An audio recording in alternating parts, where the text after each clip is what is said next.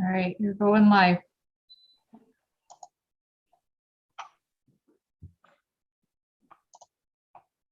I call the meeting, excuse me, I call the meeting to order by recognizing the traditional keepers of this land and specifically our neighbors of the Alderville First Nation with a formal territorial acknowledgement. We respectfully acknowledge that the municipality of Brighton is located on the Mississauga, Anishinaabe territory and is the traditional territory of Mississauga. The Council of the Municipality of Brighton respectfully acknowledges that the Mississauga Nation are the collective stewards and caretakers of these lands and waters in perpetuity, and that they continue to maintain this responsibility to ensure their health and integrity for generations to come. So welcome to our Napanee, folks. Good to have you with us, and we will look forward to your report in a few minutes. We have a couple of housekeeping items to go through first, and we'll start our meeting. The first item today is approval of the agenda for the November 4th meeting. Could I have a mover and seconder for that, please? I so move. Emily and Karen. Thank you. Are there any conflicts of interest today for the agenda? Seeing none. So the next is the approval of the minutes from the October 7th meeting of the Economic Development Committee. And I have a question on that. On page 4, item 8 is about the BRNE project, and it says that the committee agrees to proceed with an investigation of the business retention and expansion project early in 2022. And I'll ask the mover and the seconder, moved by Councillor Anderson, seconded by Councillor Rowley. It was my understanding that the motion was to proceed with the BRNE project. Is that correct? I can say that was correct. Sorry, which number was that again? It's item 8 under new business. Yeah, 8.1. Okay, and that is, so if I change it to B, Can you just remove with the investigation? Yeah, proceed with a business retention expansion project. Okay, I will fix that for you, and then I'll just add them to your next meeting. Will we approve the minutes as amended? Yeah, okay. Okay. So could we have a mover and seconder and perhaps the Ron and Emily again to approve the amendment? Sure.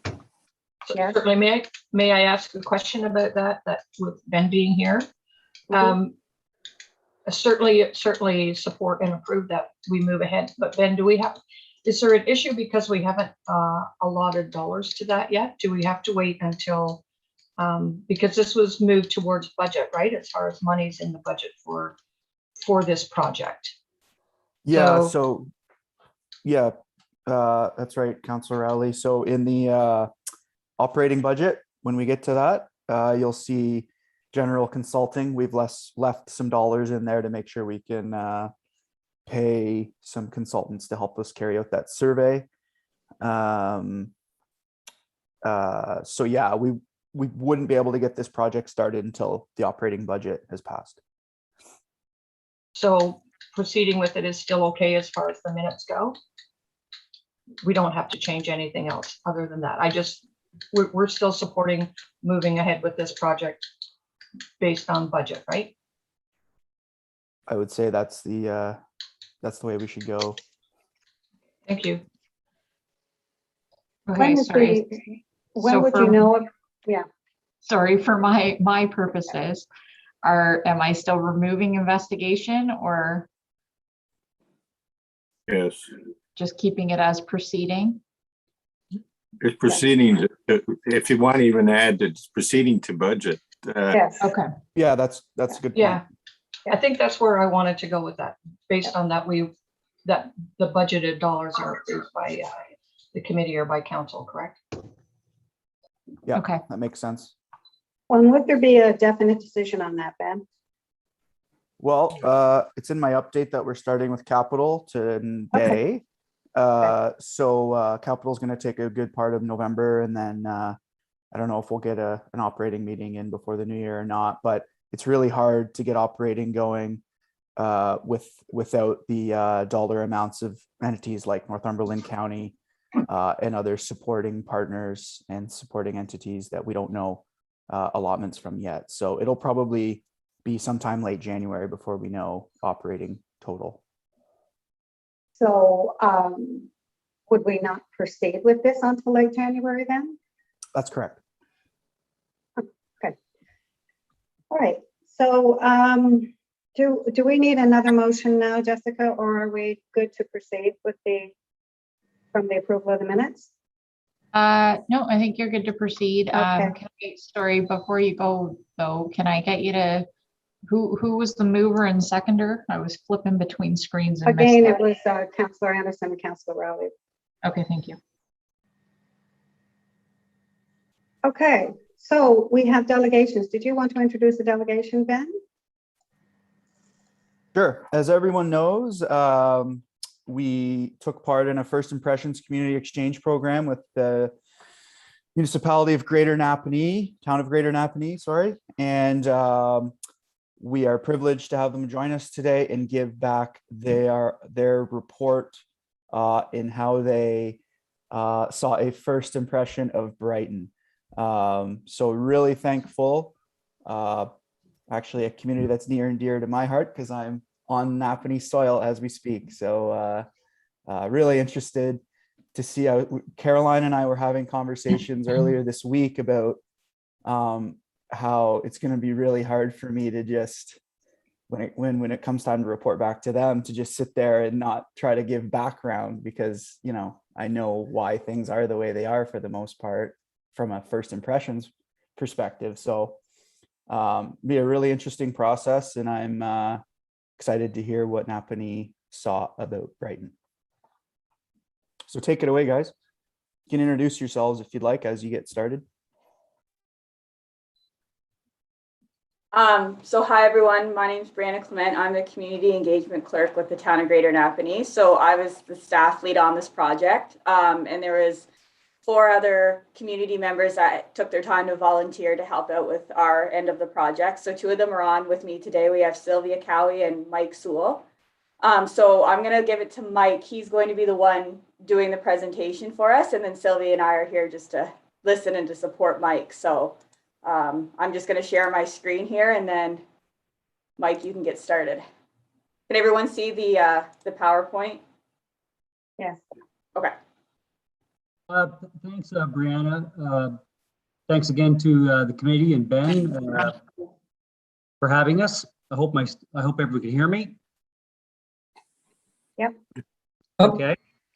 Yeah. So thank you very much for having us, folks. I feel sort of like Ben in that I do have some background with Brighton, maybe not that much as a living resident, but I was really pleased to be part of this and happy that we got the chance to be part of a process that included Brighton. So anyway, looking forward to this, and I'm also equally as eager to hear what you folks have to say about the greater town of Napanee. So anyway, let's begin. Brianna, you'll go to the next one, sure. So our team was consistent, as you can see below, a member of the town staff, that would be Brianna, a member of town council, which was Councillor Richardson, and then there were 4 Greater Napanee resident volunteers like myself. They came particularly, in this particular group, my understanding is that all the folks were from various committees that are currently on helping out with council, people from the arts community, heritage, myself on community development, and those kinds of committees. And so that was the basis of the actual committee that we created. We can go to the next slide. So in the pre-visit thoughts, there were quite a few really interesting thoughts. Again, you can see them right there. A lot of people were really quite surprised about how big and spread out the community is in terms of when you're talking Brighton. Of course, there are multiple different smaller communities within reach. So a lot of people were quite surprised by that. How much has grown over the last 10 years? For those of us who've been there before, there's been a lot of growth. I think the part that really sticks out was how beautiful the community is. That really struck me. Again, having been there many times, I'm always taken aback by how beautiful not only the town itself is, but in terms of just the area, the natural topography. We'll see that throughout our presentation as well today. It was understanding most folks that it was a fairly dominant agricultural area. Again, for some of the people who were on the committee that may not have visited as often, they might have expected more rural, but they were quite surprised to see that it had a mix. Little town promotion, online presence, and so on. Just getting right into it, there was some talk about the actual website itself. So we looking at the Brighton website. There weren't a lot of events that were posted that we could actually look at to discuss or think about. But there were lots of sort of public service information, but again, not a lot in terms of events. Again, let's understand, of course, that COVID has really put a damper on a lot of things. So that certainly was part of that, factoring into that. Farming community, again, I think that was something a lot of people's understanding was about Brighton. Some felt that the branding maybe didn't represent all of who were there. Past greets the future. Pretty much everybody on our committee felt that that may not necessarily have been the best tagline for what they saw. Other than that, the website was easy to follow. It's similar to a pattern or a template that I think a lot of municipalities use. So things like industrial land were easy to find, economic development information and so on was quite readily available. Before we go any further, it might be worth mentioning, if you're not familiar with the FICE program, those of us who visited were assuming roles before we appeared. And so rather than just visit, and start having conversations with folks. The idea was, and you probably heard this, or maybe you haven't, but the folks on the committee were asked to assume a role, whether you were a person coming to move to the town. So you would look for a conversation with someone based on this role. So in my particular case, I went to Brighton on end of August as a skilled tradesperson looking for a job. And so thinking about moving to Brighton, that was sort of my pretense for being there. And so when I engaged folks in town, I mean, not that I was deceiving anyone, but the idea was that we would, probably have a lot more fruitful conversations around Brighton itself if we came and discussed it from a certain point of view. So my actual background is skilled trade. So I just thought that that was a reasonable thing to do. And so when I came to town, I entered conversations with folks thinking about what's it like for employment, where would someone like myself work, and if I did in fact start a small business, what would be my opportunities and so on. And so that was kind of the premise that I went through. Other folks on the committee went there as potentially retired, looking for a place to live, or they were just a tourist that had noticed some of the tourist information online and felt it was a good thing to visit. So this is kind of the premise that FICE gave us to look at. And so, as I said, that was my pre-visit. Interestingly enough, just before we get right into the meat of the conversation, going as a skilled tradesperson and entering into the conversation, I actually had to be careful a couple of times because people kept trying to offer me jobs. And it was interesting how easily it was for me to put myself out there. And again, I had to be careful. I didn't want to make promises to people I couldn't commit to. So anyway, that was sort of the premise of the FICE process itself. So let's move on then, Brianna. So entering the community, obviously people came from 4 different ways. From the north, of course, it's the most attractive entrance from what the group felt. Least attractive being the south. The thing that struck people most coming in from either the south, east, north, west, was the signage.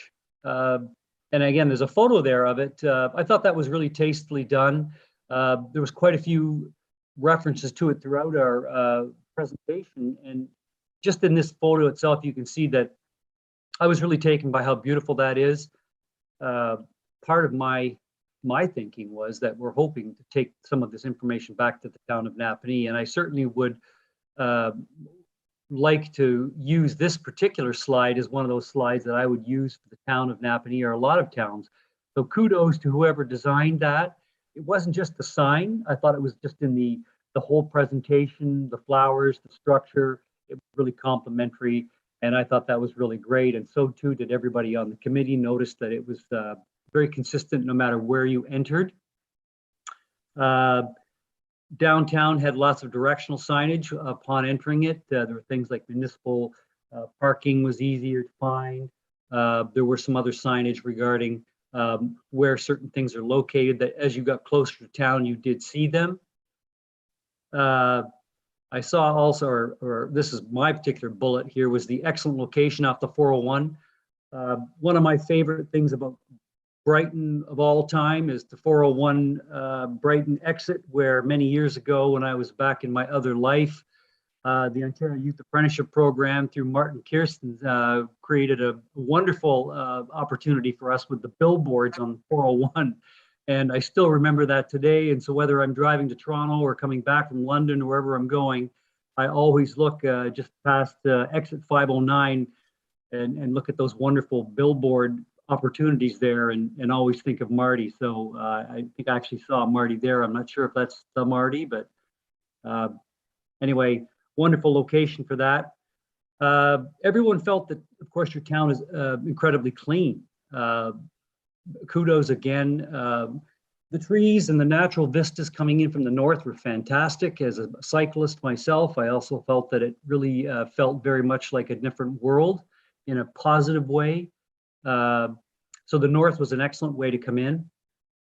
The southern entrance issues, people noted the road was not in great condition. And also it seemed to be a combination of both industrial and sparse commercial.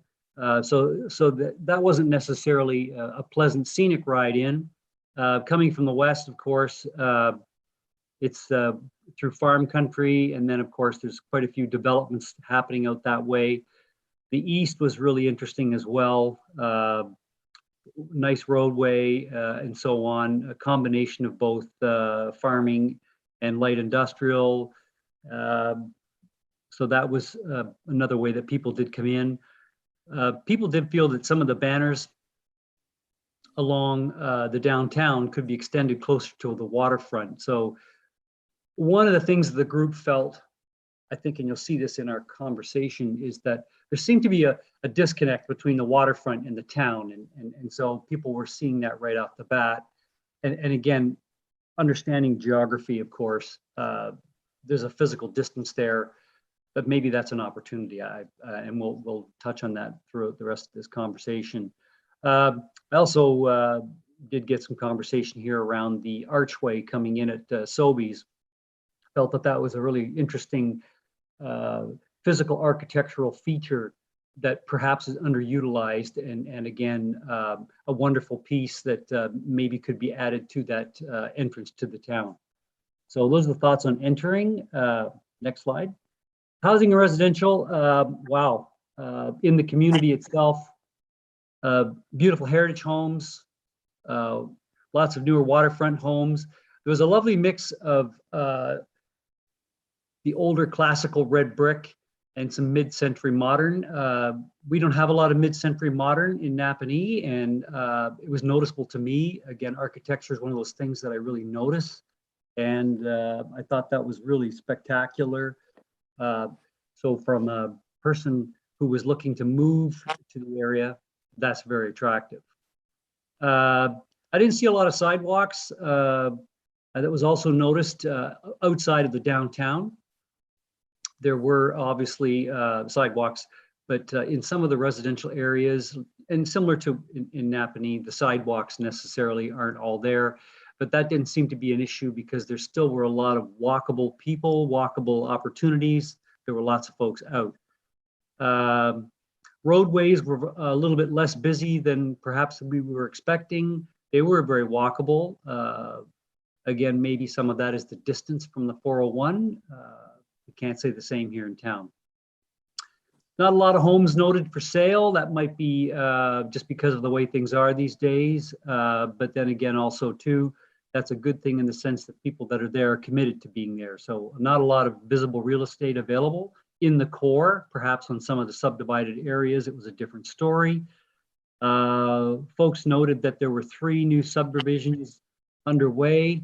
They seem to be in varying ranges of price range, but for the most part, they seem to be fairly upscale types of housing underway. Didn't seem to be a lot of apartment buildings other than one perhaps coming in from the north. Seemed to be a lot of single family dwellings. Something we did notice was that there didn't seem to be a lot of young families or opportunities for first time home buyers. It seemed to be a fairly visible retirement aged demographic. Through the conversations myself and others had, that seemed to be this sort of age demographic was again very noticeable. What was also very noticeable, once again, and kudos to all, an immense amount of pride in the homes, the downtown area, the event spaces were wonderfully well cared for, and that also was very evident in all of our findings. Next slide. Education, that's my background. The high school did strike folks as being a little larger than a town that size may need. Take that as it may. The elementary school, we're close to high school. The question I would have is how connected is the high school to the town itself? I know there's a lot of really great things happening at that school. I'm a huge supporter of ENSS. I've had some background with that school because of my previous background in athletics and technology and co-op. It's a great resource. It's a good school.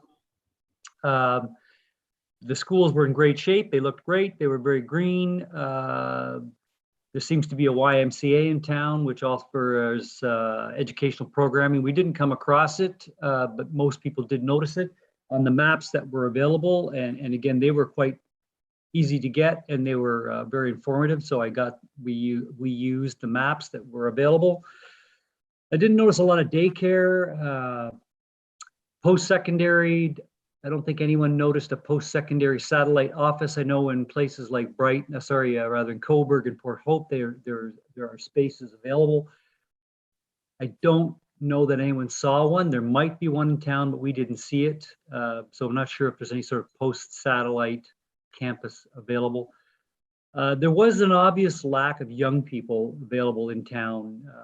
Didn't see any sort of skateboarders, cyclists, just even hanging out. Didn't seem to be a lot of that.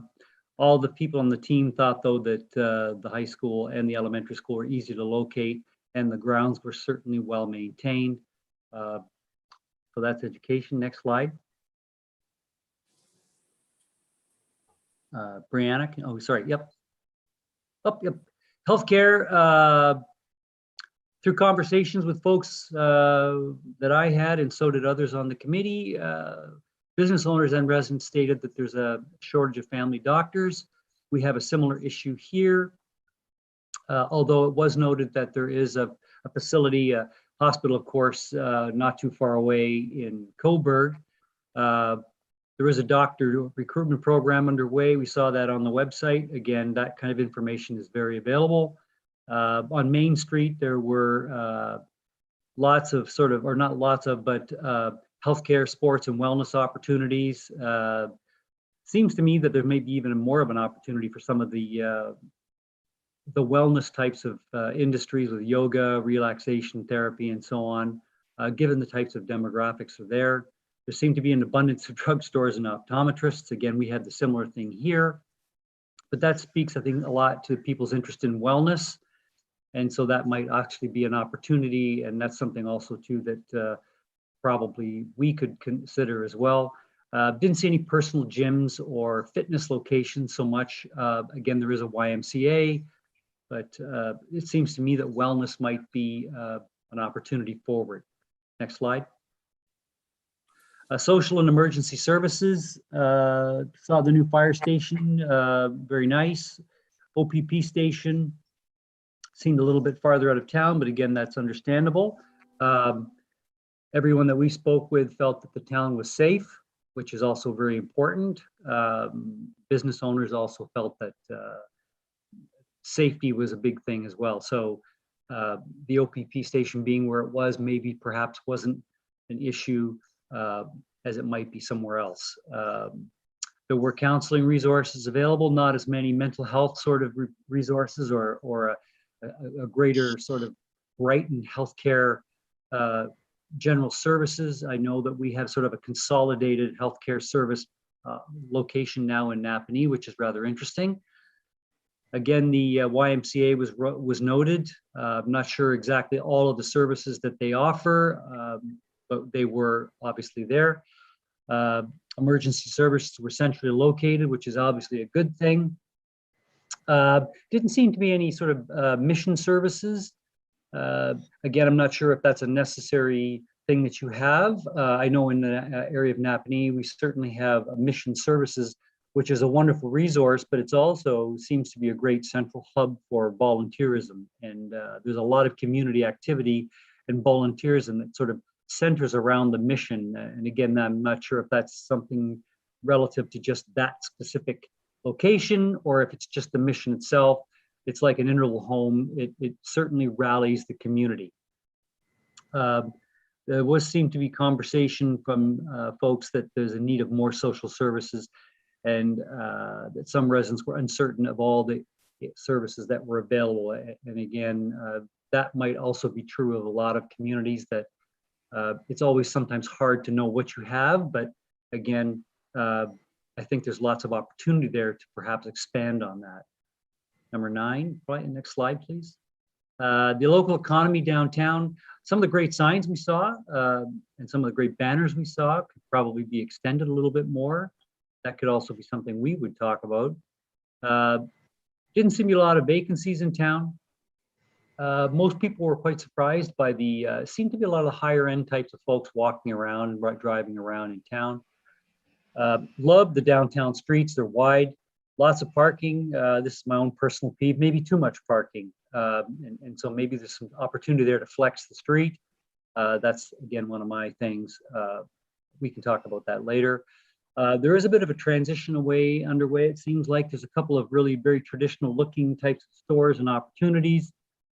But then there's also a couple of really interesting upscale trendy types of places that we thought were really great. So the mix is seemingly underway of a change. Again, maybe the distance to the 401 is part of that. It could be a blessing, but it's also could be an issue. Unlike in some communities like Napanee, for example, truck traffic is a problem. I didn't seem to think, I actually sat outside and had coffee and chatted with folks on the street, and there wasn't really a loud truck traffic presence, which is really positive. Folks noticed that also in the area, there didn't seem to be a lot of RVs or recreational camping, folks moving in and about from the provincial parks. There seemed to be, again, a disconnect between, are people coming to town from the park looking for services, or are they going to the park looking for services? There wasn't a lot of that either or, so that was recognizable. Once again, there was a general feeling that there wasn't a lot of young people available or around. There was no evidence a lot of the arts community, perhaps a couple of pieces of painted street furniture, but again, not a lot of evidence of art or young people. Didn't seem to be a lot of in the core to agricultural tourism, which is surprising. Folks thought originally that there was more of an agricultural base. It didn't seem to be displayed by the mix of retail that was available. On the upside, what an amazing event space you have downtown. I really thought that was amazing, and it was noted in all of our notes from a lot of our folks. Had gender neutral bathrooms that were clean, and they were very well kept, so that was a really big plus. One of our volunteers was quite surprised also by Casey's Alley. Talked about how beautiful it was, and yet there seemingly was no notice of it, and it seemed to be one of those opportunities that was sort of missed. And again, we all had to look it up online. As a matter of fact, most of us missed it, myself included. And that's a shame, really, because the downtown has lots, I think it has a lot of great infrastructure and backbone. And that would have been something I wish I would have actually spent some time. So anyway, we'll move on. The retail mix. Again, given what we thought prior to coming into town, a lot of people felt that there wasn't as much more farm to table types of mentions in town or craft industries related to agriculture. Quite surprised by that. Interesting comment from one of the members was that there didn't seem to be a lot of browsing for unique or enticing types of shopping experiences, almost quirky like. Folks like enticing, they like fascinating, like they interesting. Antiques, yes, but it's more than that. Home decor, that kind of stuff. There didn't seem to be a lot of that sort of interest catching from store to store. Maybe there was a theme that could have been created perhaps, but it just seemed to be an eclectic mix of traditional, almost starting to make a move towards something interesting, but not really. So there seemed to be perhaps an opportunity to maybe target some of the upscale or trending retail patterns that are out there. And I know in the town of Napanee, they've tried to make some of that happen as well because they've had the similar issues. They felt it was a good idea to keep shops with similar interests central, which is very relevant. But then beyond the main 3 or 4 blocks, then things get a little more interesting. So we have some work to do with that here in Napanee as well. Foodies, there were some foodies on our group, and most people felt there wasn't a lot of great restaurant or foodie places in town. Farm to table, again, was something that perhaps wasn't as obvious as they were looking for. Is there an opportunity for a farmer's market? I know there's one nearby in local Codrington, but perhaps something more local could be possible. Transportation, seemed to be a lot of folks driving a lot of upscale vehicles around, but there didn't seem to be a lot of transportation services in the retail mix. And people did ask if there was a retail cidery or brewery that was local to the community. Maybe there is, I didn't see one. I know that just on the edge of town, there were some wonderful farm stands and so on. But beyond that, it didn't seem to be played out throughout the rest of the community. On we go. Next slide, please. Yep. The industries, your industrial park, it was easy to find. Seemed to be well maintained. Brighton's website clearly identifies sites for sale, which is a good thing. Surprised, again, is there a local food processing or abattoir opportunity because of the combination of both food processing and or industrial sites. Some of the smaller sites did look somewhat older and depleted. Perhaps that says something to the way the industries are going. I'm not sure. Trades, as with a lot of small communities, there didn't seem to be a lot of trades folks available. As we had conversations with both employers and residents, people were desperate to find tradespeople. Again, I had to be very careful myself in my conversations. I could have found myself with at least 3 jobs on that one visit, one day, just from locals looking for people. Well, why are you here to work? Because if you're looking, I could hire. I know that once again, this is my own pet peeve, but I know ENSS has a strong robotics program. They used to be very solid in that area, and I'm getting if there's an opportunity there for some of the wonderful things that happen in the school. And make that connection a little bit more physical and more relatable to young people. So your centrally located industrial park is definitely a bonus and could be expanded upon. Number 12, please, slide. I'll move through some of this. The Brighton's website is informative, but from a tourist side of people felt that it didn't have as much tourism type of information. Couldn't see anything there in terms of a housing plan as well. Some of the window displays lacked in color, but but also quite obvious there wasn't really, doesn't seem much of a municipal branding or consistency to any one brand. And that was something that, again, kind of went with this idea that people thought that it was more of an agricultural farm to table community, and they didn't see a lot of that. Lots of real estate available, but lacking other professional services. Didn't see a lot of that available on your websites. Again, on the map from Brighton, I noticed in this little map here brochure, there's lots of opportunity and lots of similar interesting types of businesses have connected to that. That seems to be a really nice little package, could be used more perhaps. The library was fantastic. For most people felt that it was a great little hub, very well thought out. People in that library were excellent ambassadors for the community. They had a really nice on-screen promotional opportunities within the library itself. There seemed to be some confusion about the town hall. You had to kind of go out the back and so on. But for the most part, the people inside the library directed you in the right direction. And again, kudos to all those folks. They are wonderful. Interesting, on the website under the DBIA and the CIP, the Community Improvement Program, it said stuff like there was no projects currently planned.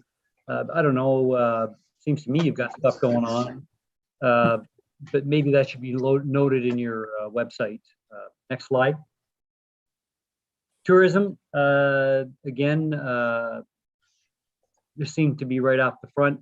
COVID seems to have really certainly hampered things in the way of the government's changed, but at the time that people were looking at the website, end of August and September, Apple Fest had been canceled, which is a shame, given the impact it has on the community.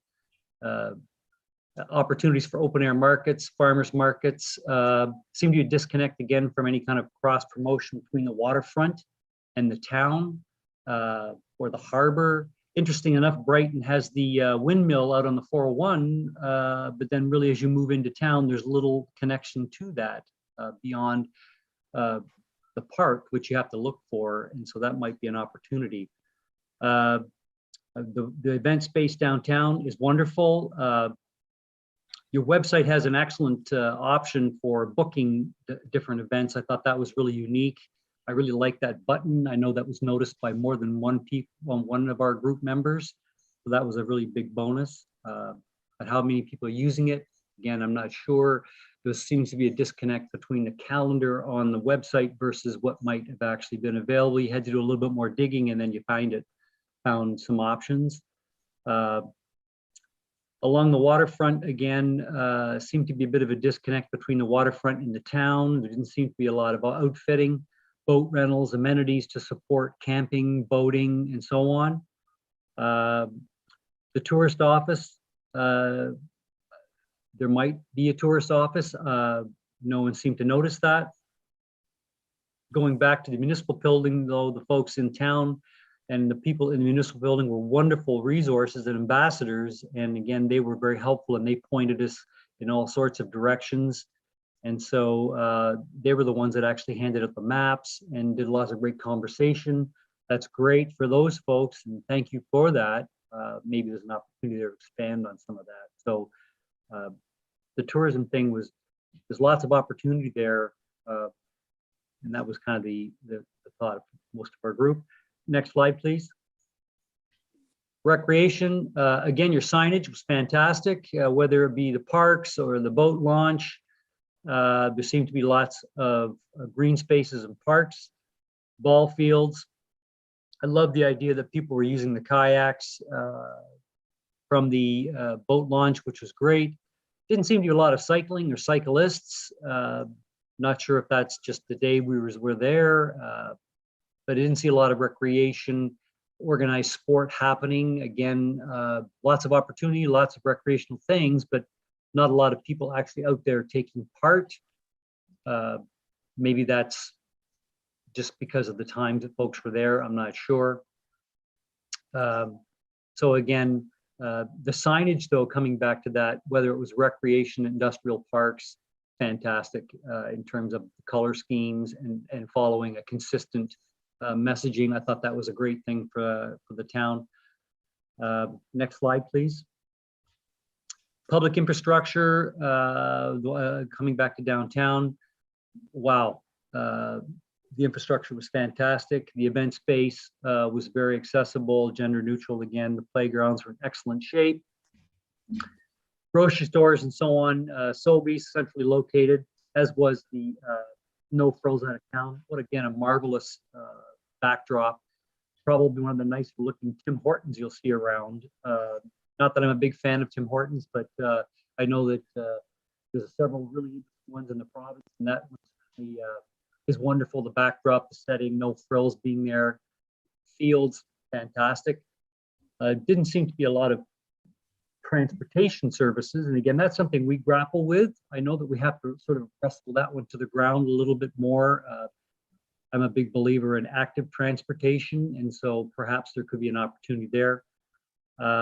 In terms of public infrastructure, once again, I thought that the the profile of the local art and heritage committee might be something more dominant. There didn't seem to be a lot of that. And maybe there's an opportunity there to raise the profile of that, even though, having said that, of course, Veterans Way, I think, is the street downtown that was fantastic. But maybe there's an opportunity to expand on that through the Legion or some of the local communities, but groups. Next slide, please. Culture and heritage. Lots of folks came back to that. There's not a lot of public art.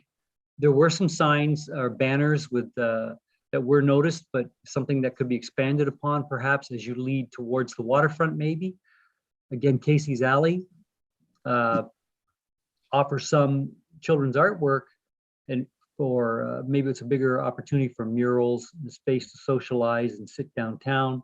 It's a charming atmosphere. Perhaps myself included, we missed that one, which is unfortunate. An impressive number of heritage houses and walking tours. I know some were closed when we were there. You can't go to Brighton without the White House, and again, I understand that's privately held now, which is a little different. But again, that is one of those things that I personally remember quite a bit of coming in and out of Brighton. The heritage homes are wonderful. The outdoor stage, coming back to that, perhaps there's bigger opportunity there than one might think. And again, we all felt that it was a wonderful facility that might be more of a focal point. The museum was closed when we were there. I'm not sure if the plan is for the museum. Didn't also notice a art gallery or any other sort of art spaces. Perhaps that's something that could be explored upon. I also wasn't even aware if you had an art committee. I know they're very active locally here, and that's a big committee in our community. Next slide, please. Environment, sustainability. Brighton speaks to that. Wonderful shoreline. Seems to be a lot of consistency in the way the land use is used. Very seems to be lots of environmental conscientiousness from not only the locals, but also in the way that you maintain your spaces. Butler Creek Trail. Conversations continue over in town, kept coming back to the recycling. It was really interesting comments from your folks about recycling. We heard that it was really expensive in terms of $4.50 for the bag tags, but nobody complained about that. They all felt that was wonderful in the sense that it actually helped to divert waste. And so whoever is doing your recycling, that's wonderful. And it seems to me that we could probably learn something from that as well. So kudos to your recycling program. Your residents seem to have been buying into that quite well. Not sure if there's a municipal carbon pledge or any sort of pledge underway from the municipality. Maybe there's an opportunity there, again, given the natural beauty and the environmentally sustainable way in which Brighton seems to be looking after itself. Next slide, please. Very welcoming community. Whether we were in a store, the library, people were very friendly. Conversation was very easy to have. Again, people were willing to talk about how they enjoyed living in Brighton, which is, again, is a really nice thing. People were really happy to talk about it. They were quite knowledgeable of the community as well, which was really interesting.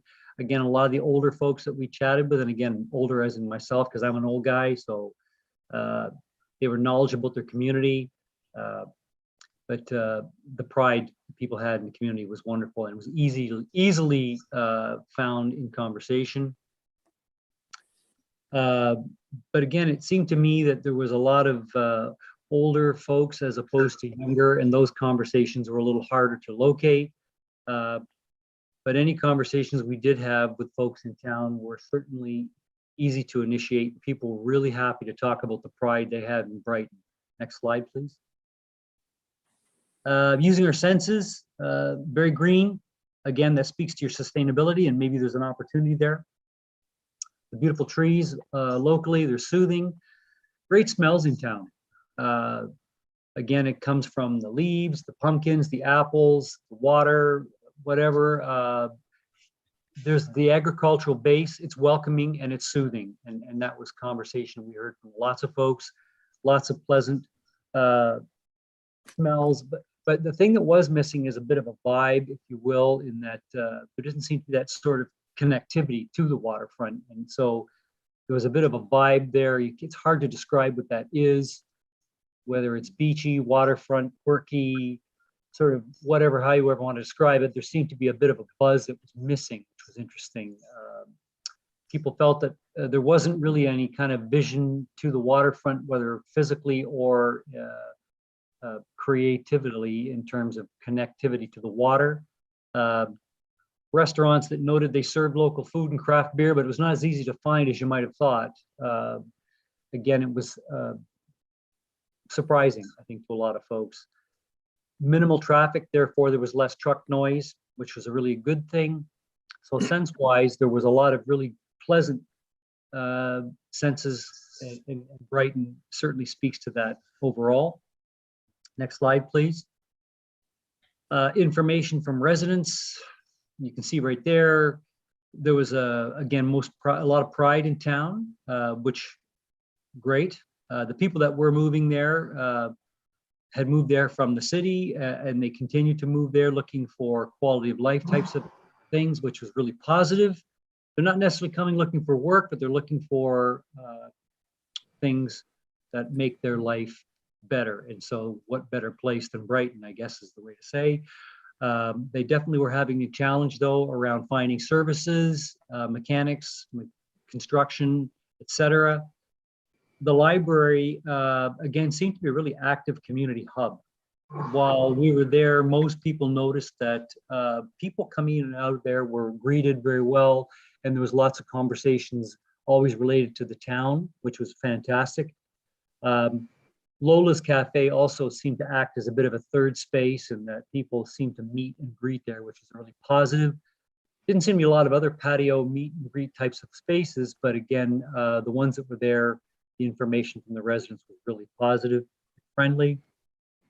There didn't seem to be any competition, but more of an understanding amongst the local business folks. Again, residents did note that it was a very good recycling program. I can't tell you how many times I heard that about the recycling program. So great. Anyway, next slide, please. Heritage, lots of heritage. So these are the outstanding features: proximity to farms, orchards, the downtown, the natural gifts, the natural beauty. Everyone said that quite well. Close to cities, but Brighton has the charm of a small town. Most of Brighton's residents, again, are well informed. Maybe that speaks to the demographic.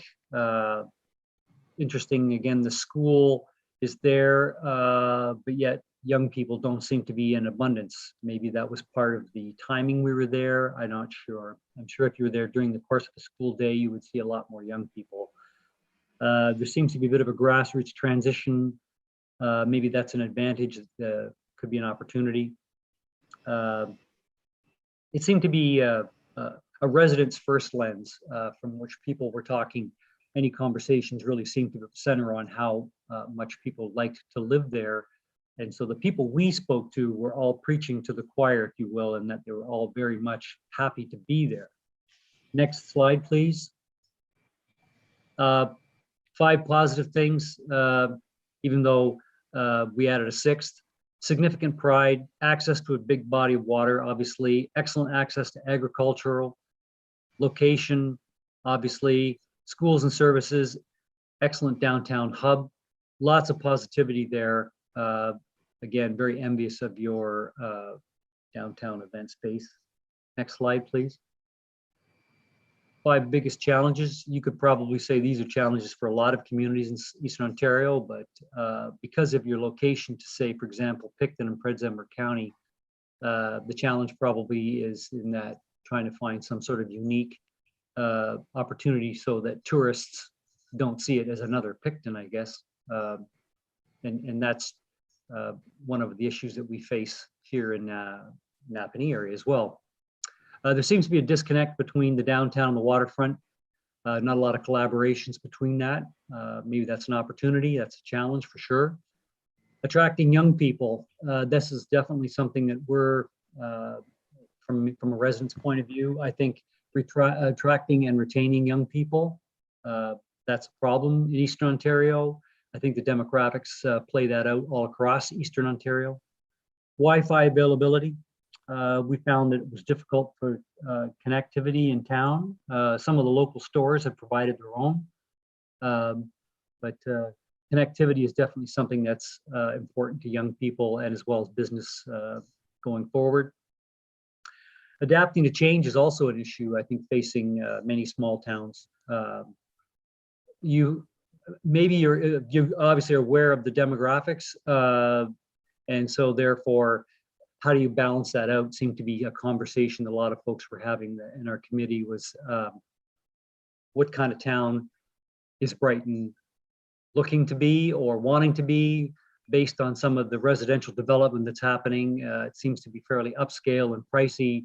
What is that saying about where the town is going? So you have some challenges there for sure, which are not unlike lots of us. Next slide, please. Potential opportunities, branding. I think there's an opportunity there for some branding.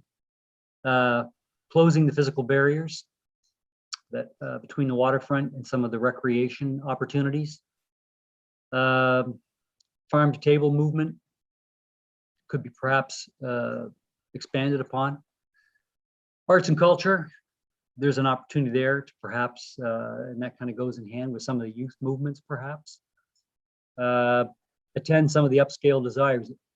If in fact you have an upscale demographic and then you have an older upscale demographic, then perhaps maybe more opportunity there to actually service some of those things through transportation or higher end women's fashion, some of those sorts of things that attract a combination of retail mixes that are actually trending right now. And also take a closer look perhaps at housing strategies that might make it more interesting or more relatable to younger families. And so there's some opportunity there. And again, I could probably say from our group that this could be happening in Napanee as well. 25, please, next slide. Final thoughts.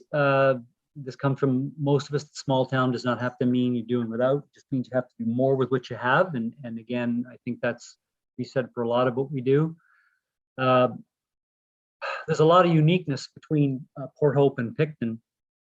And therefore, I think you can see it there that given some of the surges and the people that are moving into our region because of COVID or not because of COVID, folks are coming not necessarily looking for work, but they are still looking.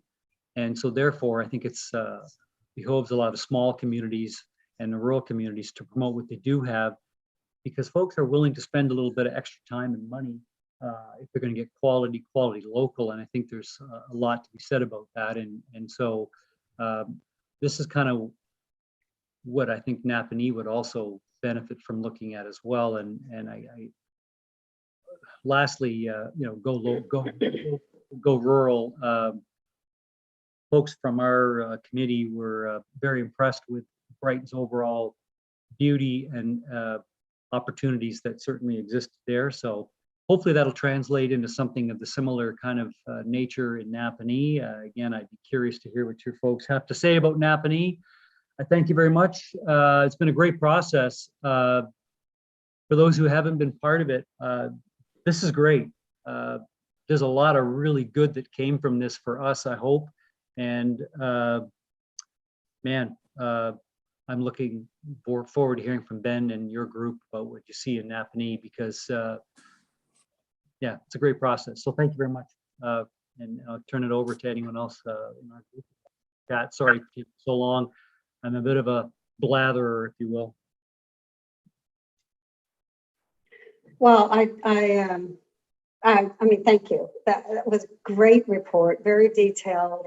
A few surprises, a few things we all knew, and it is, you know, as a fairly new resident to Brighton, I agree with everything you're saying. It's given us, we are going to be doing a business retention and expansion project next year, so this has given us some great material to put to content to put in that survey as well. Really some great and well thought out comments, and we appreciate the time and effort you put into that. I'll open it to the committee for any questions on this great report. One thing I was wondering is if we could all get a copy of that report through Ben. If you could send the PowerPoint to Ben, and maybe Ben could distribute to us, that would be great to the committee. So open it up now for any discussion on Napanee's report on Brighton.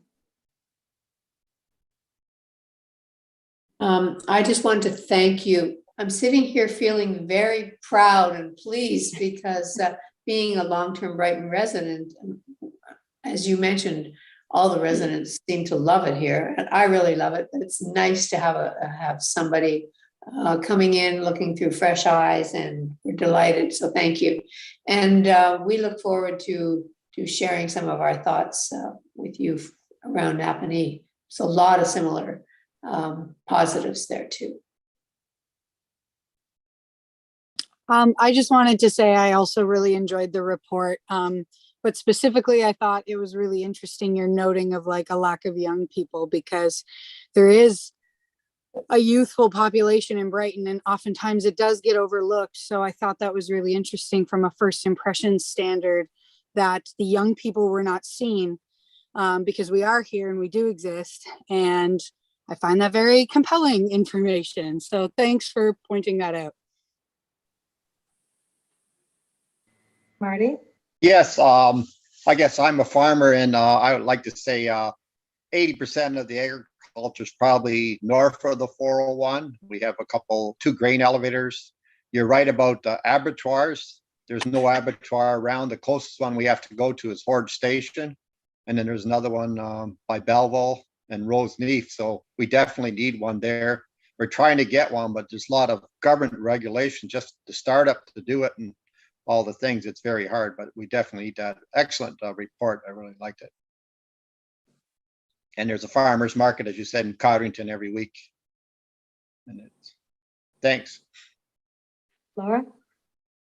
Yes, excellent report. Did you say Ron? Sorry, I jumped in there. Oh, no worries.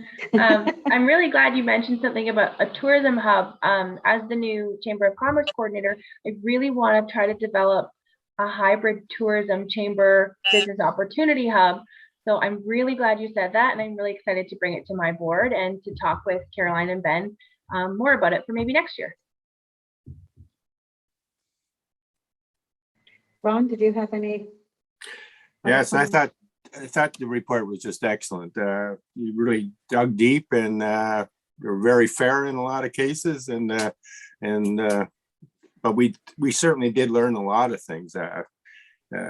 We know how wonderful the community is, but I'm glad you dug deep. And a couple of things you mentioned, the arts, and I'll just touch on a couple of points. Arts and culture. There's a disconnect there as well. Unfortunately, we've lost one of our Arts on Main has now terminated. You know about that. I think this committee knows that they have worked hard at trying to make it work, and the folks that are volunteers in that have found that they've got a lot of other things that they need to be attending to, and it takes volunteers to make these things happen. So right now, as it stands, Brighton does not. We have to dig deep to find there's a lot of fantastic artists and people involved in the arts, but we need to bring it together. We need to have it come together, and it shouldn't be just driven by one. You mentioned a committee. We're watching the number of committees we have within the municipality, but this could be something that might be able to surface. I know it's been strong over the years, but there has been a disconnect. Now, speaking about disconnect, that you brought it up about 8 times about the disconnect between the waterfront and the hub, I guess, or the urban area. That we need to pursue and we need to work on. We need to work on, that's all tied into everything we're talking about. Tourism, industry will only come to it. Jobs will come to a community where there's services. You've touched on services, and I'm going to ask you about the health services you were talking about. But those are all things that this committee needs to be focused on. It's not just a farmer's market downtown. Yes, like I'm jumping around a little bit here, but because of time, but if we sit down and look at this and bring it together, it'll zero down to what we're not doing and what we can do. But it's going to take volunteers and people to do it. The healthcare service point that you talked about, and more businesses possibly that we could attract professional services because of the demographics of Brighton. Yes, that's true. We recently asked the public health to have an office here. They have one all the way in Port Hope, but their focus is online now. Everything, yeah, we have lots of services. You just got to connect to us and we'll be there for you. Well, you're talking mental health, you're talking all kinds of needs of the community. These services should be on our doorstep as much as it is on any other community. So I'm glad you touched on that, because that is something I'm pretty strong on. And you talk about safety of the community. I'm glad you mentioned that.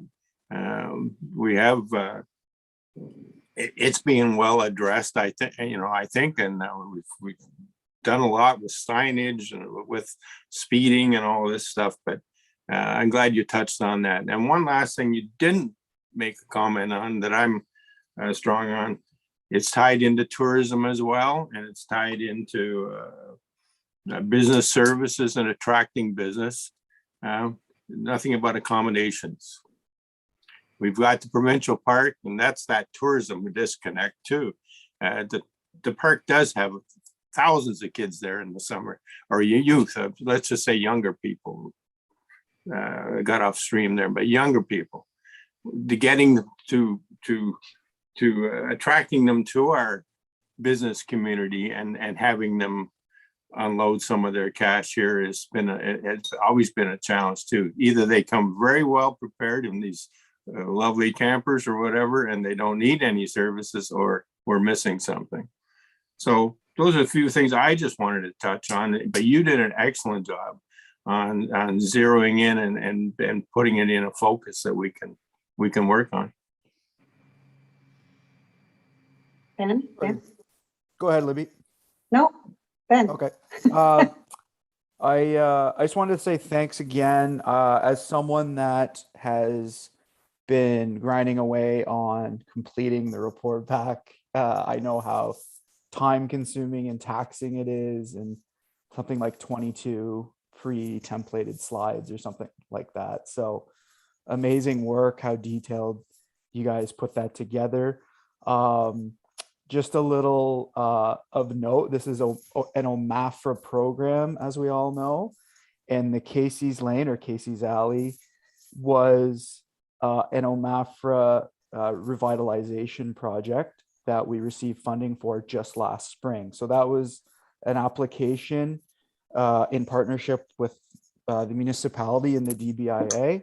And it's just amazing to hear that even though not all of the visitors saw it live in person, but it was clumped into your presentation that at least someone saw it. And that's just a direct partnership. I don't know how often that kind of stuff was going on say 4 or 5 years ago and made possible, and just so happy and so excited to see that that program worked and that funding worked. And you guys saw how much of a revitalization project that really was. So amazing work. And hopefully if we can give you a fraction of this feedback, I think that'll be a good job. But hopefully, yeah, Caroline and I have a lot of work to do to match that amount of detail. That's for sure. Mr. Mayor, yes. Thank you, Madam Chair, and thank you to the group who came to Brighton. I'm glad you enjoyed yourselves as much as we did and provided us with some incredible feedback. Some surprises, I agree. Some surprises in that we looked at it and went, yeah, we know. We know. We've been talking about some of this stuff for 15 years. We know. Pardon me. But a lot of good feedback in terms of the stuff we know we need to get done, and it's good to have it reinforced. Some great comments about what the residents were saying, because I think there's a few of us on the screen. We hear a lot of negative things in the community. We get a lot of feedback that isn't as positive. So it's really nice to hear that our residents are enjoying our community as much as our visitors are enjoying our community. That's some really good feedback. And I made a note to just take back to the county about our recycling program, because we get a lot of negative feedback about garbage and waste and pickup and the cost of bag tags. So your comments today, I mean, I'm gonna take them sort of as in a vacuum as well, because all of these comments tend to be you gotta represent over and over. But certainly it's good to hear that we're heading in the right direction from a diversion point of view and from a recycling and compost point of view. So those are all great comments. And I loved your statement, go local, go rural. You know, it's so true. We have incredible connections to our agricultural community, and yet that's not obvious in our downtown in terms of a farm to food or craft to retail situation. So lots of great information here that we can move forward from this committee and through the county and through everything else. And I'm talking kind of quick because I got to head into a county council meeting in about 2 minutes. So thank you again for coming to Brighton, albeit virtually and physically. We really appreciate your feedback. We look forward to our group providing feedback to you. And we also look forward to what we're going to be able to do with the information provided, because I think good things are going to come out of this, really do. And with that, Madam Chair, I'm going to disappear. Thanks, everyone. Okay, thank you. Thanks for your comments, Mr. Mayor. Are there any other questions or comments for our Napanee Vice team? Okay, so with that, we thank you again. It was a wonderful process to go through, both from our perspective and yours. We appreciated that report that you gave this morning. It's going to give us some good direction to move in, and we appreciate the thoroughness that you put into the process as well as the report. Thank you very much. Can I make Yes. one last comment? Yes. Someone mentioned the Business Hub Chamber of Commerce, and last week I was in Port Stanley, and they have an amazing downtown hub that they created. It's an arts, business, economic development, theater, central meeting place hub. It looks like it might have been the old police station or something, and they've converted into this sort of hub, and it really works. And I saw that last week or 2 weeks ago, and I thought of you guys. I always think of Napanee as well. What a great hub. What an opportunity. And so maybe if you're thinking about another example, Port Stanley has some pretty interesting things for a tiny little community. I thought that was really effective. They had a public art space, and it was so well used, and it was all nonprofit run by volunteers. It was fantastic. So something I'm going to actually mention to our group when I get back. And lastly, I heard a comment about volunteerism. I had a great conversation, this is me personally, with the woman who runs Lola's Cafe. I don't know if she's on this committee or not, but that woman was a superstar cheerleader for Brighton and how to go forward. And I just thought that if you ever wanted a volunteer, that woman was fantastic. And So anyway, just a resource to perhaps tap into. But anyway, thank you again for having us. Okay, thank you. Thank you, Gain, for your comments, your suggestions, and we appreciate all your efforts. Thank you very much. So the next thing that we would need to do in terms of that report is a motion to receive the report of the greater municipality of Greater Napanee. Ben, is that it? Yeah, town of Greater Napanee, I think. Town of Greater Napanee on our FICE program. So could I have a mover and a seconder for that, please? Megan and Marty, thank you very much. Wow, there's a lot of great things that came out of that. Ben, you're going to need to triple the size of your department to get all that accomplished, but there's some great stuff there. I thought it was interesting that nobody noticed the skateboard park that we do have and the facilities that are there, like saying, even noting of the absence of it when it is there. So maybe, you know, signage, visibility, that sort of thing. We have some interesting work to do in that regard. So Ben, you'll get the copy of that report and send it to us when they do? Or maybe you have it now, I don't know. No, I don't have it yet. I'm sure I'll Yeah. get it in the coming Okay. days.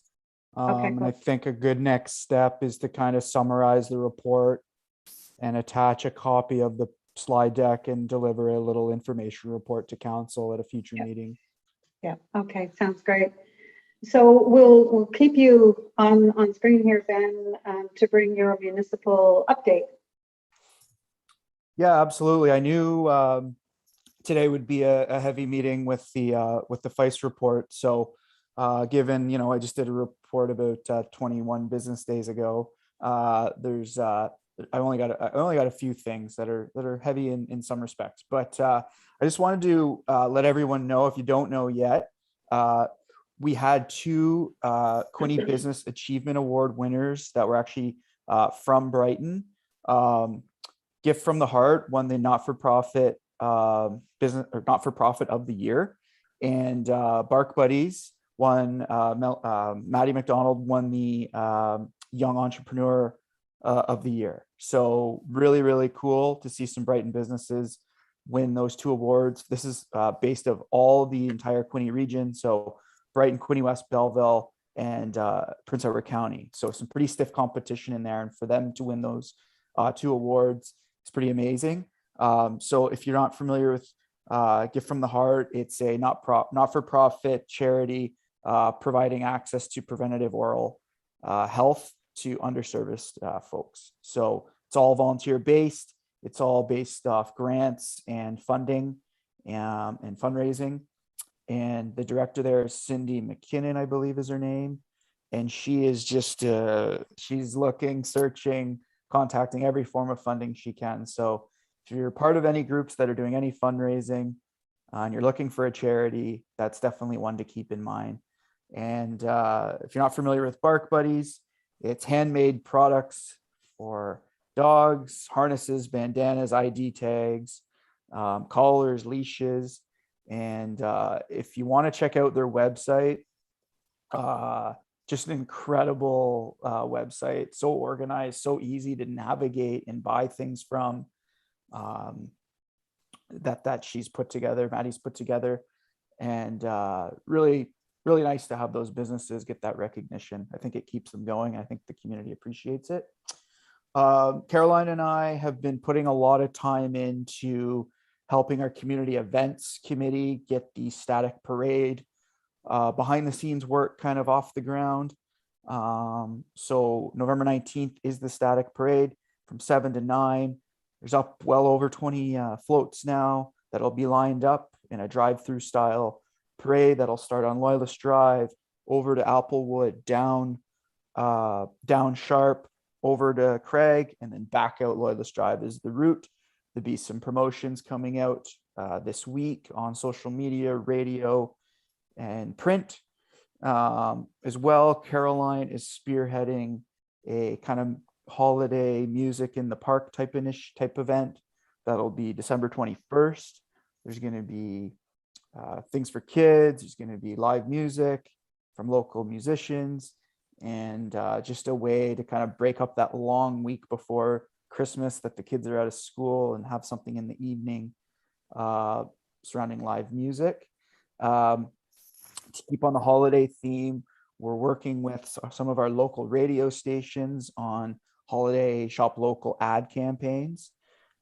So all sorts of language around, thinking about Brighton for the holidays as you do your holiday shopping, as well as, a day trip into Brighton, restaurants, all that kind of stuff. So that's with our MyFM locally and with Starboard out of the Quinte region to hopefully attract some regional traffic into the community to people think about Brighton.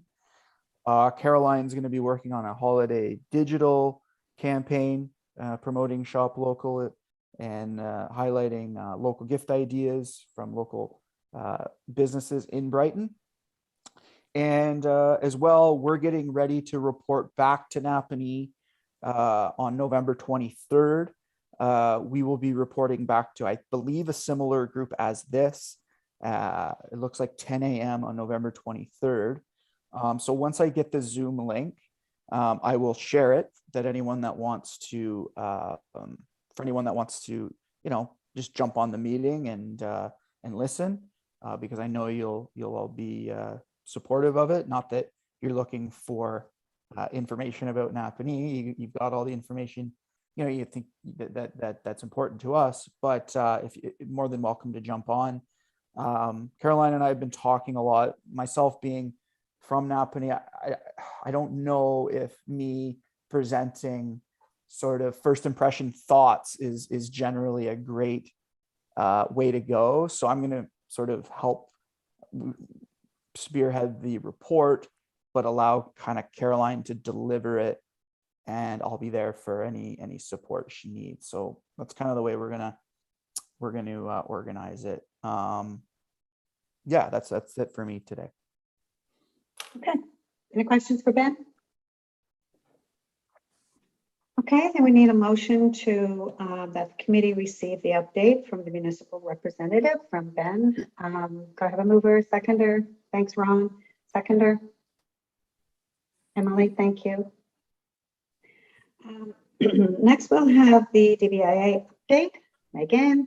Yes, hello. So there was a lot talked about last meeting, but it wasn't a super long one. I gave my update. Caroline actually started with her proposal about, she brought it forth to the DBIA membership about businesses potentially staying open later, so she could do sort of a like Christmas in the park type caroling event. It wasn't that much later. It was only by a few hours. So that was brought forth and we did discuss it afterwards. I think it's kind of probably going to be left up to the individual businesses. There was some discussion around a new initiative to potentially advertise on our waste containers, which I think almost unanimously agreed was like kind of tacky, and we liked our waste containers. There were new Christmas decor options discussed for the park, because usually we only do the trees, but I think with the Christmas in the park, the issue is more of like volunteer problem. It's hard because it's typically only like 2 members that are like out there putting it up. So I think maybe we'll talk more about that. We discussed our AGM again, but I don't think a date was chosen, was it, Emily? We didn't settle on anything, did we? No, I don't think so. No. Meg, I think probably will be left to the new year again. Yeah. So we're gonna do another radio Christmas campaign. We did that last year with the oldies. It's just a way for each business to kind of have a little focus on them around the Christmas time. Music on Main is now done, obviously, because it's very cold outside. Well, it's cold here. I don't know what it's like in Ontario, but it's really cold where I'm currently sitting because there's no fire right now. A proposal was brought forth for Black Friday and a Girls' Night Out campaign. I don't believe we picked a date for any of that either. There was some possible talk of possibly overlapping ideas that were brought forth to the DBIA and maybe Caroline's singing event. And then we did discuss possibly having a float at the Santa Claus parade, the statics parade. But again, that was kind of a volunteer problem. Like, we would need people to actually construct the float and then man it. So I'm not sure where we're at there. And I did bring forth, Libby, your BRE like searching, or the idea that you wanted to have maybe some staffers work that. I brought that forward to the DBIA in case they had any ideas, but nothing has been put forward yet. And that's my report. Thank you. Great report, Megan. Yeah.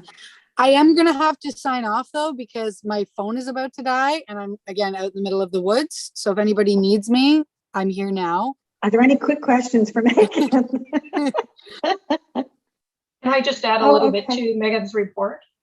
Yes. Okay, so we've got, as far as DBIA goes, again, over the Christmas season, I don't have the dates in front of me, but carolers on the streets, I think for at least 3 or 4 Saturdays in December, as well as I believe Santa will be in the park to visit with kids as per COVID protocols. And I believe that is Saturday, December the 18th. Yes. And Correct? last year we did do Santa in the park and we did it very COVID friendly. We put Santa up on the stage with some decorations provided by yours truly. I wrapped a bunch of phony presents. It was so fun.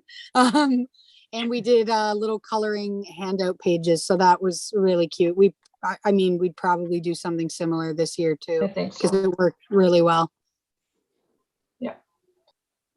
Okay, thanks, Megan. Enjoy the day. Thanks, guys. Good seeing you all. See you soon, hopefully. Okay, thanks. Bye. So we also need a motion to receive the update from Megan on the DBIA.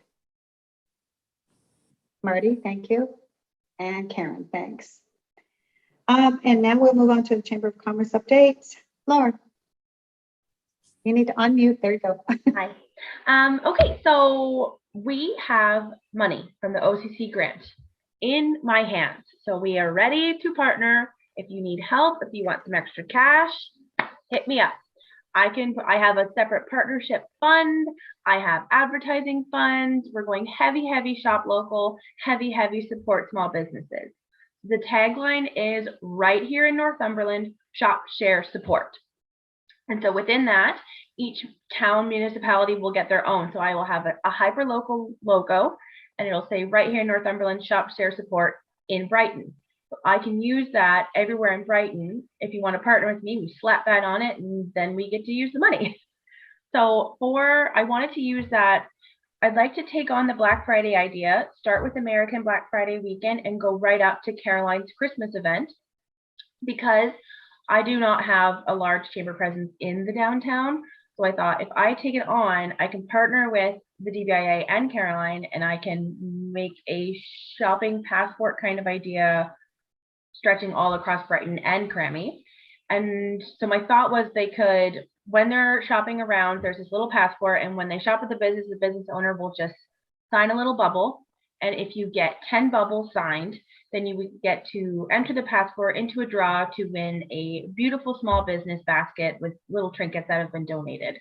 And if you want, I can dress up as Mrs. Claus on Caroline's Caroling Day, and I can stand there with the basket and collect passports and kind of just promote the unity that the Chamber, DBIA, and municipality has.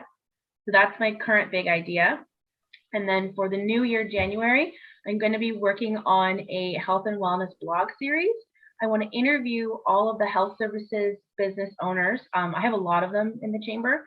And I want to just do kind of a series on, I'm here, I have modern health services, I have modern techniques, like Amanda May, she's a powerhouse in the health business, all the ladies at Whole Health. So I really want to do an entire informative blog series. And we also have a new chamber in Colburn. It's called Century Cycle. And he has some really cool ideas. So I'm hoping he's a prominent chamber member. He's only been in it for 2 weeks. So not only does he want to do bike repairs, he wants to do rentals, sell accessories. He wants to become a tourism outdoor rental hub eventually. So I think that's a really cool opportunity. So there's a lot of things being thrown at me. We're going to try and rein them in and to make strategic events. Do you have enough, do you have enough money to build a tourism business information I want to kiosk build in a the tourism front hub so bad. of- in the front of the, in between the library and the municipal offices? Yeah, is my vision. let me just present that. We'll see how that goes. All right. A great idea. Any questions for Laura? Just quick question. How much funding do you have? So each funding has its own budget. So I work with the 4 chambers. All of us together have $175,000 to spend. A large portion of it is a regional campaign that we have to split, but my dollar amount is trickling in slowly. It's a pretty good amount. It's a couple tens of thousands of dollars that I get to spend hyper locally. I do have to split it between Brighton and Crammy, but you guys just have more presence and you're just more willing to work with me. So if Brighton gets more money, then that's what happens. What's the time frame that needs to be planned or used for? I have to be finished, wrapped up, spend all the money, and submit everything by January 31st. Because you know, you've got a lot of campaigns that you're going to be doing in the next 4 weeks. Yep. So I just don't. I don't know if we can jump on board and get something going. And January might be the focus. We might be having a Winterfest yet. And there's opportunity too. So I have all this funding for radio and print ads. So I can use a couple of them to partner with you guys if you guys want to create a shop local print, and then I can attach the shop right here in Northumberland logo to it. Then I get to use my spending to put that on the radio, etc. Okay, you're giving me some ideas, but with that amount of funding, I think Ben will be right at it. That sounds great, Laura. It's good to have money to spend. Yeah, tell me about it. Okay, so we'll need a motion to accept Laura's report.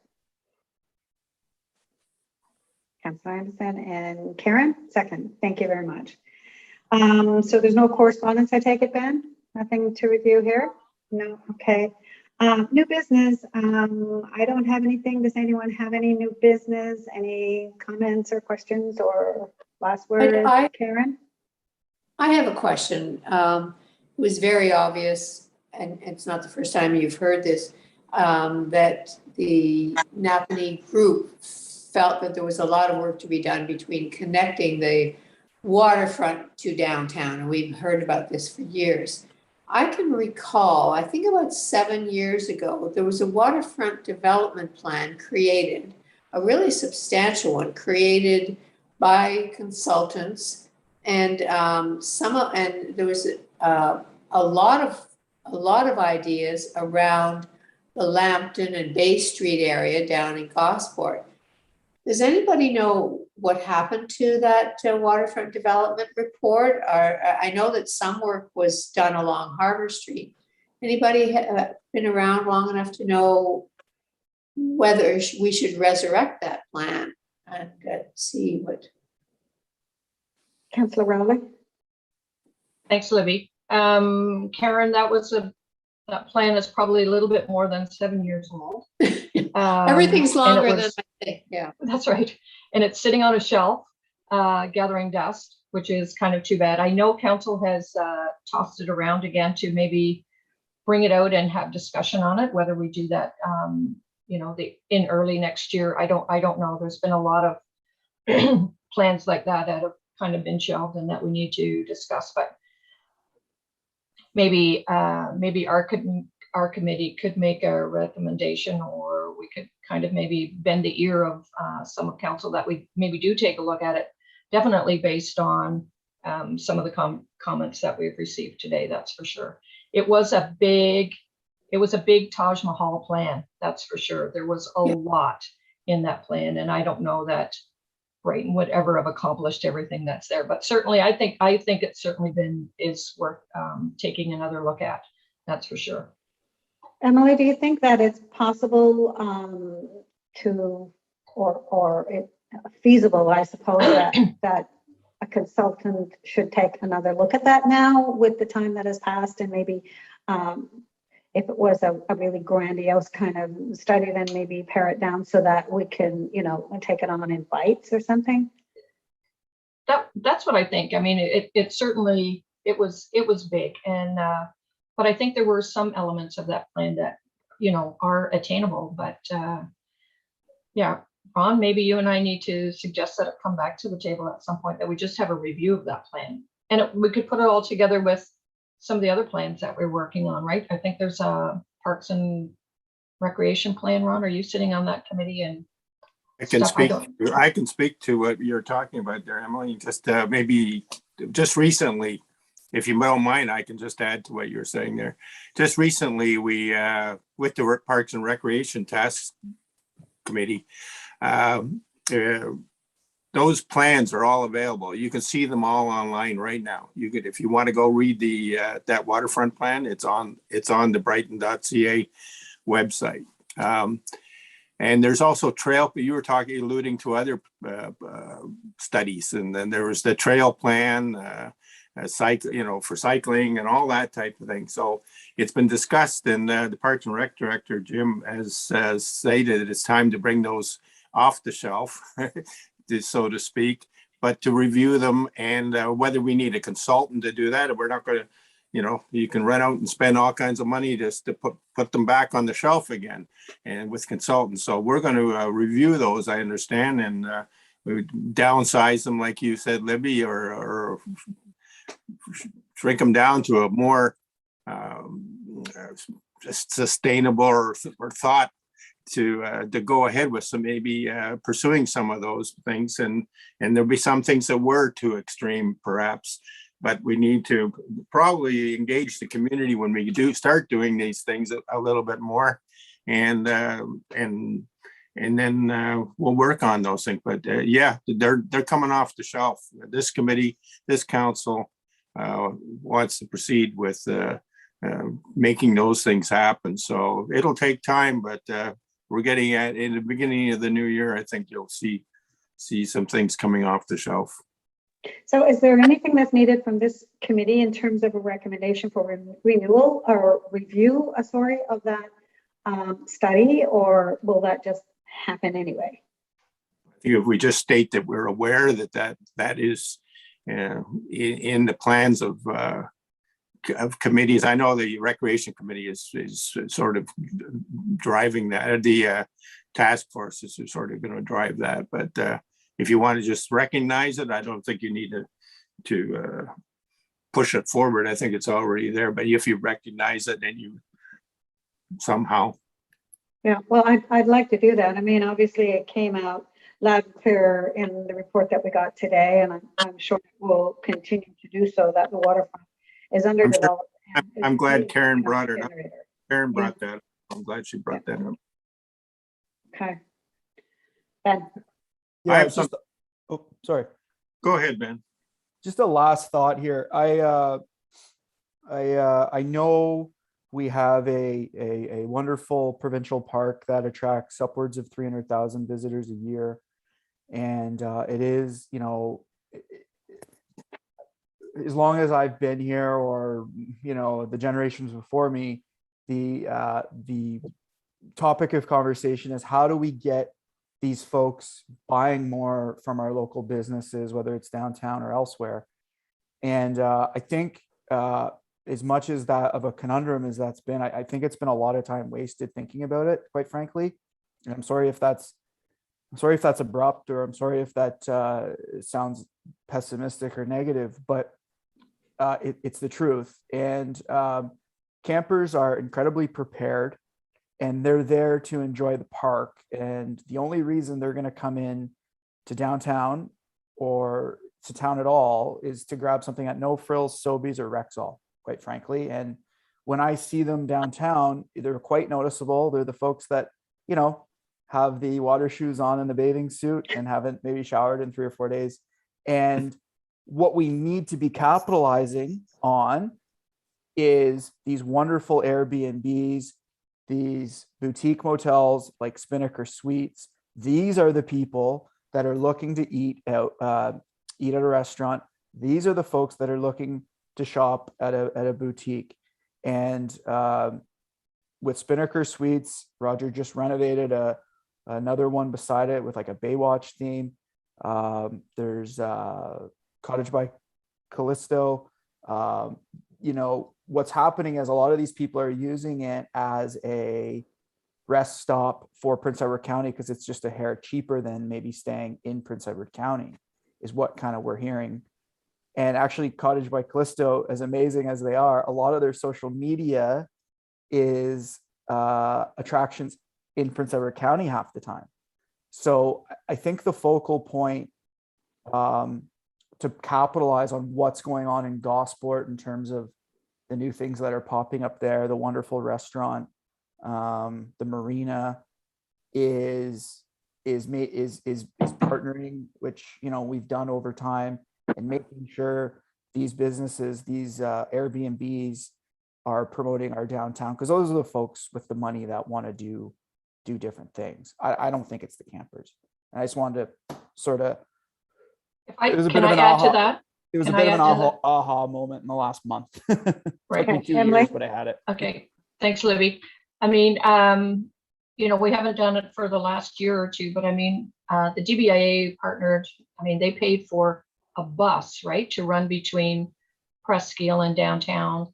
You know, people could ride the bus, could get into Presqu'île for free, or people from Presqu'île could take the bus into town just to initiate maybe a little bit more Main Street shopping. And I don't know that it was ever as successful as they wanted it to be. And it, I mean, it was a great sponsorship by the DBIA, but I think you're right, Ben. People, when they come to the park, they're there for the park. You know, they kind of just want to isolate from, you know, if they want to shop, they'd be downtown. But you're right. We tried, I think the DBIA tried it for at least 3 years, if not 4 years. And I think if you look back, I think it was a project work with the chamber at the time too, Laura. I think Sherry was involved with that. I don't think the ridership ever got to where they wanted it to be. I was gonna say, I'm quite into the RV world. My in-laws own Steve Sweet's RV in Trenton, and my fiance is a mobile RV repair technician. He just started a company this year. Campers are cheap, and they try to bring everything they need with them. They're not here to spend a day in town. They're just not. And especially now, the millennial camping population, they pride themselves on not spending a single dollar while they're camping, and they bring everything with them. They make everything. And I think the Airbnb idea is so great and needs to be tapped into 100%.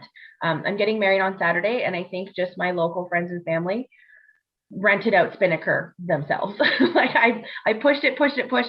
So people are coming down for things like weddings and family events, and instead of getting a hotel, they're getting Airbnbs. And I said, get an Airbnb near Brighton. Why don't you just stay the whole weekend and do something fun? So I think the what's it called? Experiential tourism and the Airbnb and the boutique motels is the golden ticket. And I think it's kind of like the pop-ups. It's like a boutique retail experience. So I think, and in the Napanee, he said something like that, right? He said he wants more quirky. I think quirky sells. So I totally agree with Ben, and I'm on board. Ron? Okay, the key word out of all this, accommodation. We don't have accommodations. We have Airbnbs. We're going to be promoting Airbnbs. What about something 12 months of the year? And we have been doing. You've been working hard trying to secure an inn, a hotel. I think Spinnaker's was just the tip of the iceberg. And cheers to Roger Cheer for doing what he did. It just opened the eyes of what we actually do need and the services that are available. Another accommodations wouldn't bother him one bit. They all spin off each other, and this is where the spin comes from people that come and stay in town. The restaurants would benefit fantastically. So I think we need to keep pursuing that type of thing, and then you can spill from there. You know, waterfront and all these things, but we seem to be Ben made a comment that we just keep on talking about it, And we need to be putting up flags and signs and really going after these things, not waiting for them to happen. And it might sound simple what I'm saying, or maybe I'm being simplistic, but that's what we have to do. We have to go after it. And I'll give you an example. There are a lot of camping around Port Dover. Have you ever been down there? You try walking on their street downtown Port Dover.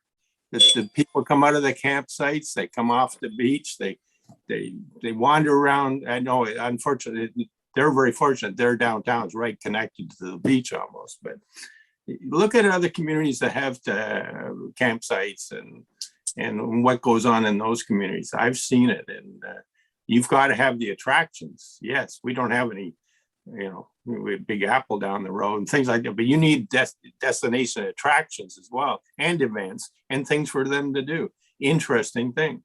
If there's nothing, if you're no different than the next place down the road, but yeah, I'll stay in my campsite. I'm not going. Why would I bother going?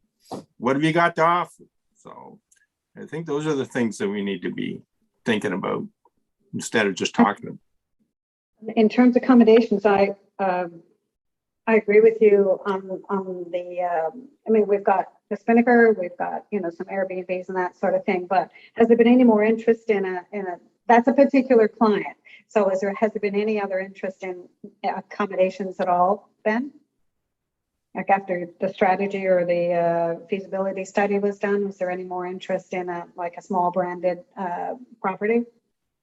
Yes, we've had some pretty optimistic meetings. I can't hardly say anything more than that. Okay. The best I can tell you is that I pass all of the information along to the property owners that have the lands that this could happen on, and Okay. There's talks there. Yes. Okay. Well, that's good. So, any other Karen? I just have a question about the motel. I on Highway 2 in Brighton. I know nothing about the ownership of it. I do know there was a fire at some point, and I don't know how much it's operating. Probably many of you are aware of the June motel phenomenon that happened in Picton, where they took an old derelict motel and through quite a bit of investment, but a lot of enthusiasm too, and made it into a real phenomenon here. Any, Ben, maybe any opportunities to do something like that? Yeah, I know mean, that hotel isn't for sale for one thing, but it could be. Yep. That's exactly what happened over in Gosport with Spinnaker. Roger purchased that building that was abandoned, derelict, whatever you want to call it, and created this wonderful, if you haven't been through it or seen it from the outside, created this wonderful comparable to the June Motel. But in terms of that particular property, I've met the owner once, and yeah, there's the idea is. Would there be any potential if there was somebody looking for an investment opportunity? Did you get any sense of that the owner would be interested? No. He's got his what he needs to get out of it as of right now, and yeah, I mean, he's not young, so he will be selling it, I would think, in the next less than 10 years, and hopefully at that time significant investment is made. I don't really know much about that property, but I have heard that there are some, there's not much movement because of some insurance issues that are waiting to be resolved. So maybe once that happens, the owners will look at turning the property over for sale or doing it up or something. It is a shame that it's not a better property presented for tourism. One of the old motels in Napanee, a developer purchased it and has created it and shipped it into affordable housing and retrofitted it, and you're seeing that happening a lot in Eastern Ontario. So that's another option we've thrown at that owner as well. Any other final comments? Anything at all? I know it's a long meeting today, but it was an important one, so thanks for your patience. And it wasn't missed. Congratulations, Laura. Thanks. Big I've only day had on- like 2 mental breakdowns this week. That's a big announcement just to slip in there in the middle of your report. So next meeting, we talked about not having one in December and going to January. Is that acceptable to everybody? The first meeting in the new year would be January 6th. Is that what would anybody prefer to have one in December, or is that okay? I think that's okay. Yeah, okay. Can we get, is there a possibility to have in-person meetings, or are we still relegated to Zoom meetings? I've never met any of you people. Well, we did have an email Or is- this week that from Candace asking for a declaration of vaccines, and I guess we would be notified when we get the all clear to have in-person meetings. Is that right, Ben or councillors?